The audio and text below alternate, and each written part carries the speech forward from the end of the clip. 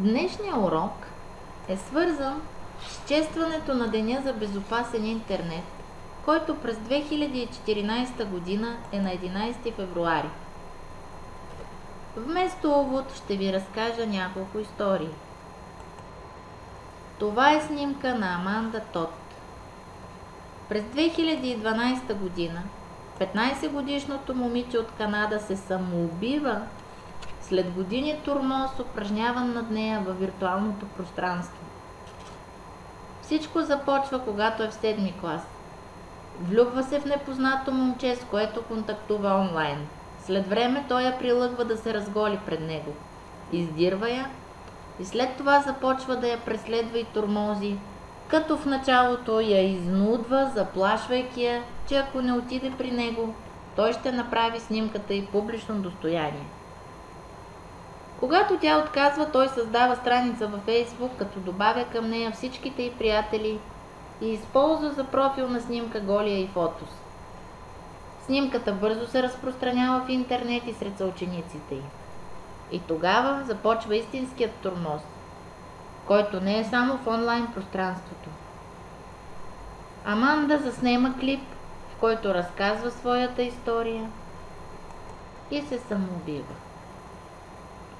13-годишният Райан Патрик Халиган се самоубива след като негови съученици го набеждават за гей и разпространяват такава информация за него.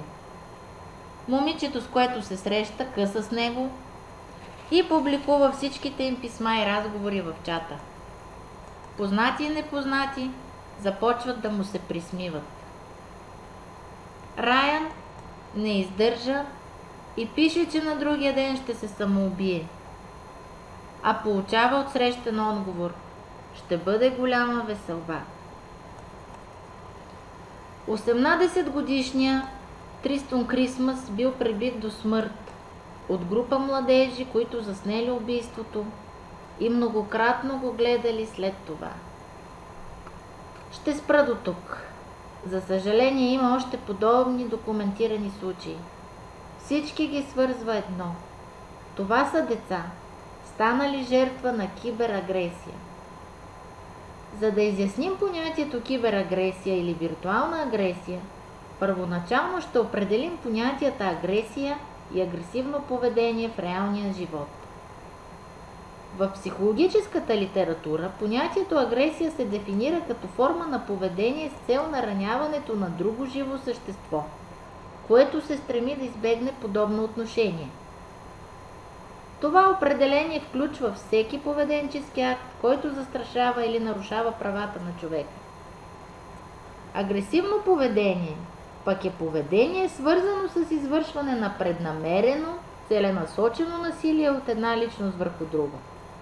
Съпроводено е с изпитване на болка, с унижение на човешкото достоинство.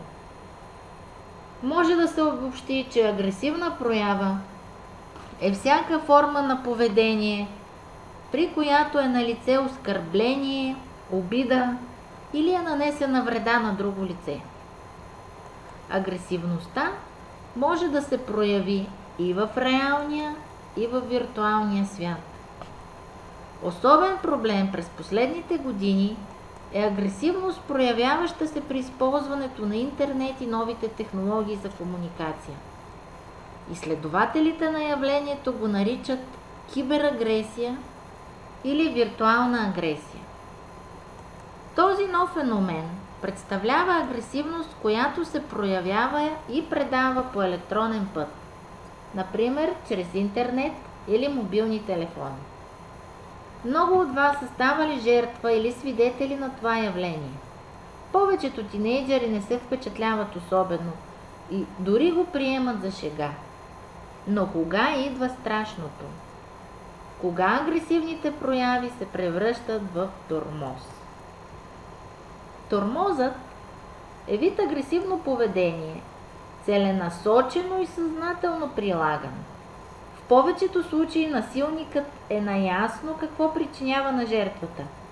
За да се определи едно агресивно поведение като тормоз, трябва да има известна повторяемост на действията, а не да бъде с инцидентен характер.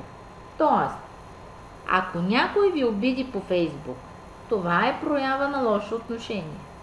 Но ако започне да го прави системно, да ви обижда постоянно, да ви преследва, това вече може да се окачестви като тормоз. Оказва се, че проблема с виртуалната агресия става все по-актуален. В световен мащаб започват изследвания. Много висок процент от децата са станали жертва на подобно поведение в интернет според тези изследвания. През 2004 Организацията за безопасен интернет ISAFE.org съобщава, че 42% от анкетираните ученици са претърпели онлайн агресия, а 1 от 4 го е преживял повече от веднъж. Проблем е, че 58% от децата не са споделили с родителите си или с друг възрастен за това.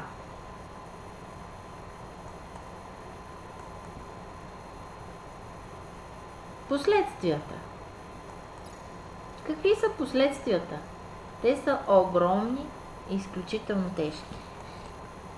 Започва се от психическите щети, ниско самочувствие, избягване на социални контакти, депресия, страх, безпокойство. В САЩ има поне 4 доказани случая на самоубийство вследствие на кибертурмоз. Според някои психолози, виртуалната агресия е по-огнетяваща за жертвите си в сравнение с нападките лице в лице. Заплахите, обидите, коментарите могат да бъдат запазени в киберпространството много дълго време и жертвата страда отново всеки път, когато ги прочете. Открити са тежките вреди на психиката, депресии, психични разстройства, дори самоубийства.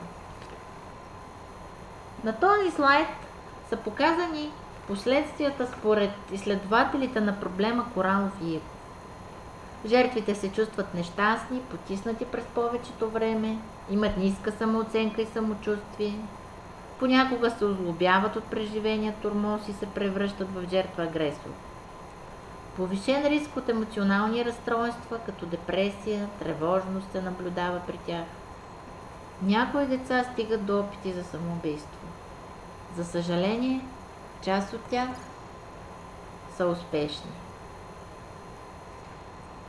Ние можем да спрем това. Ден за безопасен интернет 2014.